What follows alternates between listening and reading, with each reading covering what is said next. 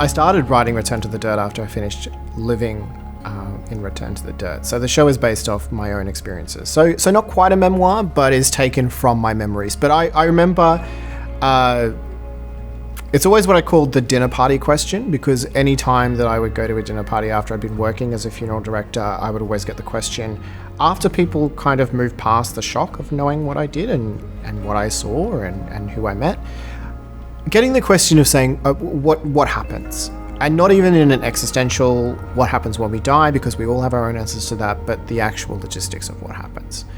And the world that exists behind that, because it is invisible. And so, as any writer does, I ask myself, well, how do we drag this out into the light and to show everybody this world that happens after you're not there to experience it?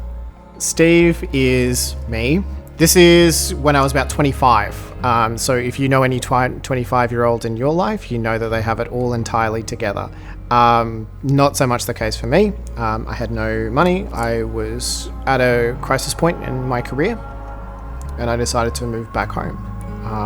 And I found my way into a local funeral home where I started working as a funeral director. I had never done anything to do with death or dying or funerals. I was 24 when I had worked with my first person who had died, and by the time I was 26, I had worked with over 400. It's a really delicate dance, but all of my favorite works of art understand that things don't stop being funny when things are dark. And that's the things that I've learnt as well with funerals as well. It's laughter at a funeral is much more common than you think.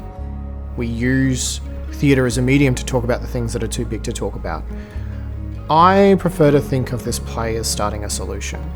And this is actually just something that people on the way home can sort out in the car.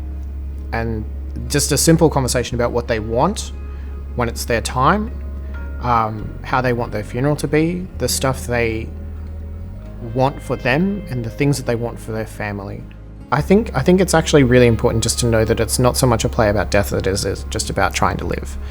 And being a young person and trying to find out your purpose and to find out your place in the world and to try and rebuild yourself after spending the first quarter of your life trying to figure out who you are.